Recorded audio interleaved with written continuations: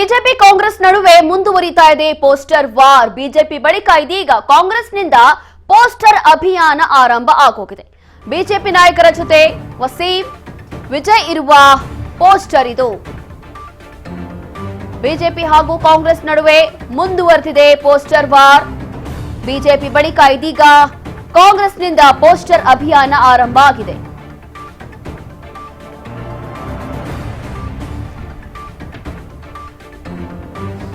BJP ನಾಯಕರ ಜೊತೆ ವಸೀಂ ವಿಜಯ್ ಇರುವ ಪೋಸ್ಟರ್.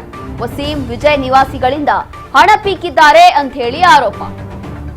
ಕೃಷ್ಣ ಬೈರೇಗೌಡ ಮಿಸ್ಸಿಂಗ್ ಎಂದು ಪೋಸ್ಟರ್ ಅಂಟಿಸಿದ್ದ ಬಿಜೆಪಿಯವರು ಇದೀಗ ಕಾಂಗ್ರೆಸ್ ಅವರು ಕೂಡ ಇದೀಗ ಕೌಂಟರ್ ಕೊಡ್ತಾ ಇದ್ದಾರೆ. ಕೃಷ್ಣ ಬೈರೇಗೌಡ ಮಿಸ್ಸಿಂಗ್ ಅಂತ ಹೇಳಿ ಪೋಸ್ಟರ್ ಅಂಟಿಸಿದ್ರು ಬಿಜೆಪಿಯವರು. ಹಾಗಾಗಿ ಇದೀಗ ಕಾಂಗ್ರೆಸ್ ಅವರು ಕೂಡ ಈ ಒಂದು ಪ್ರೊಟೆಸ್ಟ್ ಮಾಡಲಿಕ್ಕೆ ಮುಂದಾಗಿದ್ದಾರೆ ಬಿಜೆಪಿಯವರ ವಿರುದ್ಧ. ಬಿಜೆಪಿ ಹಾಗೂ ಕಾಂಗ್ರೆಸ್ ನಡುವೆ ಪೋಸ್ಟರ್ ವಾರ್ ಅನ್ನೋದು ಮುಂದುವರಿತಾನೆ ಇದೆ. ಈ ಒಂದು ದೃಶ್ಯಗಳಲ್ಲಿ ನೋಡಬಹುದು. ಬಿಜೆಪಿ ನಾಯಕರ ಜೊತೆ ವಸೀಂ ವಿಜಯ್ ಇರುವ ಪೋಸ್ಟರ್ ಇದು. ವಸೀಂ ವಿಜಯ್ ನಿವಾಸಿಗಳಿಂದ ಹಣ ಪೀಕಿದ್ದಾರೆ ಅಂತ ಹೇಳಿ ಆರೋಪವನ್ನ ಮಾಡ್ತಿದ್ದಾರೆ. ಇನ್ನು ಕೃಷ್ಣ ಬೈರೇಗೌಡ ಮಿಸ್ಸಿಂಗ್ ಅಂತ ಹೇಳಿ ಬಿಜೆಪಿಯವರು ಒಂದು ಪೋಸ್ಟರ್ ಅನ್ನ ಅಂಟಿಸಿರ್ತಾರೆ. ವಸೀಂ ಅಂಡ್ ವಿಜಯ್ ಜೊತೆಗೆ ತಮ್ಮೇಶ್ ಗೌಡ ಫೋಟೋ ಕೂಡ ವೈರಲ್ ಆಗಿತ್ತು. ಕೋಗಿಲು ಅಕ್ರಮ ಲೇಔಟ್ ವಿರುದ್ಧ ಮೊದಲು ಧ್ವನಿ ಎತ್ತಿದ್ದಂತಹ ತಮ್ಮೇಶ್ ಗೌಡ ಇದೀಗ ಆರೋಪ ಹೊತ್ತಿರುವಂತಹ ವಸೀಂ ಹಾಗೂ ವಿಜಯ್ ಜೊತೆ ತಮ್ಮೇಶ್ ಗೌಡ ಫೋಟೋ ಕೂಡ ವೈರಲ್ ಆಗ್ತಾ ಇದೆ.